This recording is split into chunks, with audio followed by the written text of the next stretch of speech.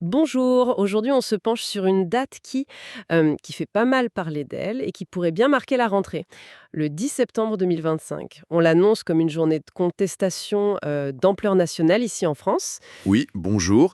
Effectivement, une date à surveiller. Et pour en discuter, on a mis la main sur un document assez intéressant, une sorte de cartographie, si on veut, très détaillée des blocages, des mobilisations prévues. Ça donne une vision assez précise, département par département. D'accord, l'idée c'est donc d'aller un peu plus loin que juste lister ce qui est prévu. On va essayer ensemble de voir l'étendue de cette mobilisation, les différentes formes d'action et surtout les raisons derrière tout ça. Pourquoi cette colère contre le budget d'austérité du gouvernement Bayrou? Qui va bouger? Où est-ce que ça va se passer? Comment? Et qu'est-ce qui rend ce 10 septembre si particulier? C'est exactement ça. Essayez de saisir la dynamique de ce mouvement qui a l'air double en fait, d'un côté assez structuré par endroits et de l'autre beaucoup plus éclaté, voire spontané.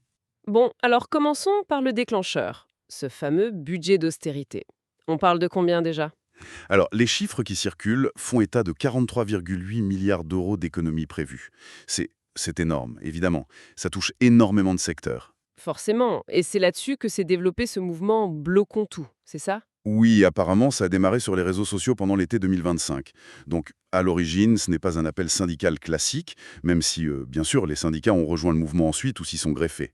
Et c'est là que ça devient, je trouve, particulièrement intéressant. Ce document qu'on analyse, il insiste vraiment sur ce côté hybride. Mhm. D'un côté, on a des appels à la grève assez traditionnels, portés par des syndicats bien connus comme la CGT, Sudrail, et de l'autre, plein d'initiatives citoyennes qui semblent s'organiser en ligne en dehors des cadres habituels. Et cette dualité, c'est ça qui rend la lecture de la situation compliquée, y compris pour les autorités, j'imagine. Oui, D'après nos infos, les services de renseignement parlent même d'un mouvement diffus et imprévisible. Ils notent l'absence de leadership clairement identifié. Ça, évidemment, ça complique l'anticipation et la gestion de l'ordre public. alors regardons cette carte de plus près. Ce qui frappe d'abord, c'est quand même la volonté manifeste de paralyser des points clés, surtout les transports. L'Île-de-France, sans surprise, est au centre du jeu. Ah oui, le plan pour Paris et sa région, il est assez précis dans le document. On parle de blocage très très tôt le matin. Des dépôts de bus RATP, Béliard, dès 5 heures, Lagny, 5h30. 5 heures du matin, oui. Puis une action coordonnée qui serait prévue sur le périphérique, autour de Paris, vers 7h. L'objectif est clair, perturber au maximum les trajets domicile-travail.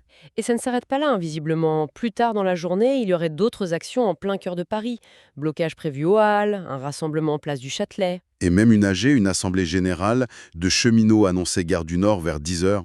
Oui, on sent cette volonté d'occuper l'espace et le temps toute la journée. Et cette stratégie sur les transports, elle dépasse Paris.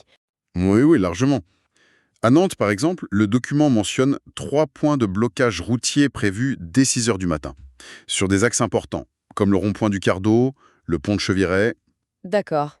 Et, détail intéressant, il est noté que le CHU de Nantes appellerait à rejoindre ces blocages. Ah oui, quand même. À Rennes aussi, le périphérique est ciblé. Et on annonce des grèves dans les transports locaux, le réseau Star, et à la SNCF, bien sûr.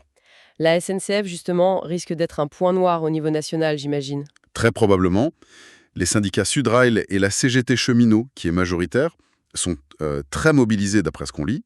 La liste des lignes RER et Transilien en Île-de-France potentiellement très fortement perturbée. Oui. Elle est longue. C'est DEAJKLNPRU.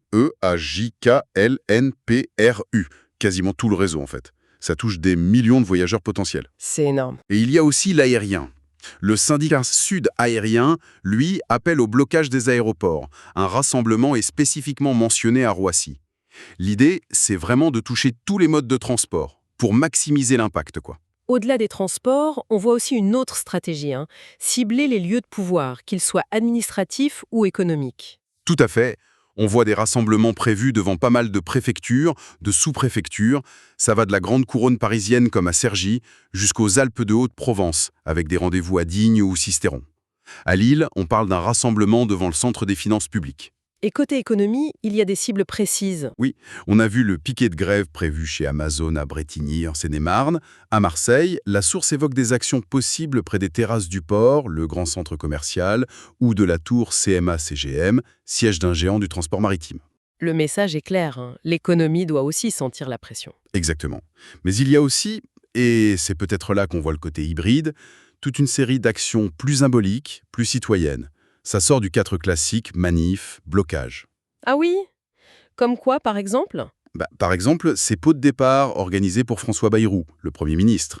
Il en aurait à Lille, à Dunkerque, mais aussi à Gap dans les Hautes-Alpes ou même à Vire en Normandie, le soir. C'est une façon assez ironique, très personnelle, de marquer son opposition. C'est original. Dans le même esprit un peu décalé, on trouve un barbecue revendicatif prévu à Lille, ou encore un repas à prix libre place de la République à Dijon. Ce sont des formes d'action qui cherchent sans doute à créer du lien, à être plus conviviales, tout en portant un message politique fort, hein. Et puis il y a des choses qui rappellent d'autres mouvements sociaux récents. Oui, c'est vrai. À Antibes, par exemple, on parle de réinvestir le rond-point de Provence. C'était un lieu emblématique des Gilets jaunes. Mhm. À Perpignan, il est question d'une opération caddie vide dans un carrefour. Ça, c'est une tactique pour interpeller directement sur le pouvoir d'achat. D'accord. On voit aussi des casserolades. Oui, notamment une Bye Bye Bayrou au terreau à Lyon le soir, ou des opérations escargots, comme celle prévue dans le Briançonnais. Cette diversité des tactiques est assez frappante, je trouve. Oui, et ça montre une volonté d'adapter les actions aux contextes locaux peut-être, et de mobiliser plus largement que les militants habituels. C'est tout à fait possible. Ça suggère une certaine créativité, une certaine agilité dans la mobilisation. Et est-ce que certains secteurs professionnels sont particulièrement visés, en dehors des transports qui semblent vraiment centraux? Oui, la fonction publique est clairement dans le viseur et mobilisée. La CGT Service Public, par exemple, a déposé un préavis de grève pour les agents territoriaux qui est assez long, il court du 10 au 30 septembre. Ah oui, sur une longue période. Oui, et la CGT annonce plus de 600 actions rien que dans ce secteur. À Chambéry, par exemple, on s'attend à des perturbations dans les services municipaux. Et le secteur de la santé, dont on parle beaucoup avec ce budget? Très concerné aussi, absolument. 4 syndicats de l'EHP et l'Assistance publique Hôpitaux Paris, c'est le plus grand CHU d'Europe, appellent à l'action. Et leur revendication principale, c'est quoi? C'est clairement contre les 5,5 milliards d'euros d'économies prévues, spécifiquement pour les hôpitaux dans ce budget d'austérité. On voit aussi des rassemblements prévus devant des hôpitaux en petite couronne parisienne, comme Beaujon ou Louis Maurier dans les Hauts-de-Seine. D'accord, donc santé, fonction publique, transport. Et le privé? Le commerce, les services? Le privé n'est pas épargné, non.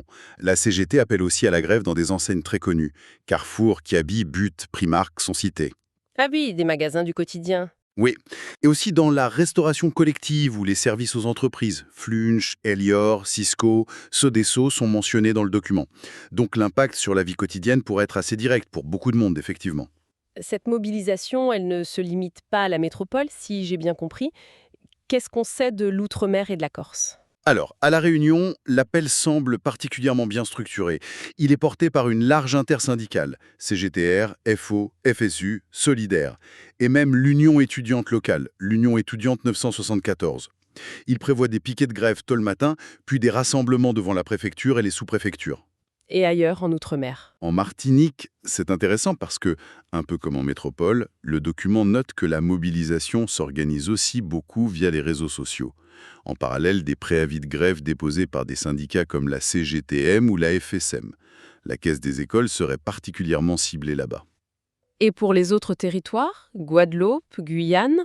Pour la Guadeloupe, la Guyane, Mayotte ou Saint-Pierre-et-Miquelon, notre source est un peu moins détaillée, mais elle indique qu'on s'attend à des mobilisations en écho au mouvement national. Et la Corse? En Corse, des rassemblements sont bien prévus, à Ajaccio et Bastia, mais la note laisse entendre que la mobilisation pourrait être, pour l'instant en tout cas, un peu plus discrète que sur le continent. Bon, face à ce tableau d'une mobilisation qui s'annonce très étendue, très diverse dans ses formes, et difficile à anticiper, comment les autorités comptent réagir? Qu'est-ce que dit le document là-dessus? La consigne qui émanerait du ministre de l'Intérieur, Bruno Retailleau, et qui serait passée au préfet, elle est assez claire. Il faut essayer d'entraver en amont les blocages, surtout ceux qui touchent les infrastructures jugées essentielles. Lesquels, par exemple? La liste est assez révélatrice des craintes.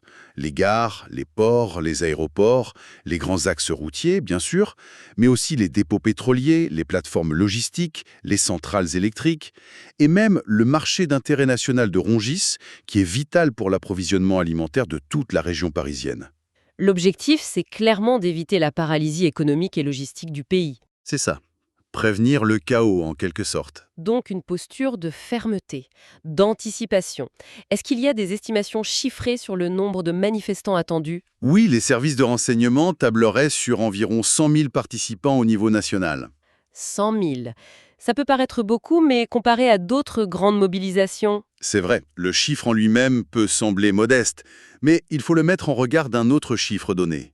Seulement 38 manifestations seraient officiellement déclarées en préfecture. ah, d'accord. Ce qui veut dire? Ce qui suggère qu'il y aura probablement un très grand nombre d'actions non déclarées, des actions spontanées ou décidées au dernier moment. Et par nature, ces actions-là sont plus difficiles à encadrer pour les forces de l'ordre et potentiellement plus perturbatrices. D'ailleurs, les renseignements évoquent un risque d'action spectaculaire, sans donner plus de détails.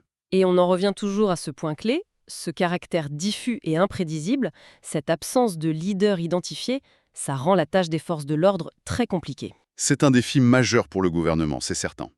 D'autant plus que cette journée du 10 septembre, elle n'arrive pas comme ça, isolée. Le document la présente bien comme une étape. Une étape avant quoi? Peut-être un test, une montée en puissance, avant une autre date qui est déjà cochée sur les agendas syndicaux, la grande journée de grève interprofessionnelle prévue, elle, pour le 18 septembre. Ah, d'accord. Donc ce 10 septembre, ça pouvait être une sorte de répétition générale. Une démonstration de force pour faire monter la pression avant le 18. C'est une lecture tout à fait possible, oui. Observer ce qui va se passer le 10 permettra sans doute de mieux mesurer la détermination des contestataires, la capacité de coordination entre les syndicats et les groupes citoyens plus informels, et aussi l'efficacité de la réponse des autorités, avant l'échéance plus formelle du 18. Pour résumer un peu tout ça, ce 10 septembre 2025 s'annonce comme une journée de contestation potentiellement hors norme.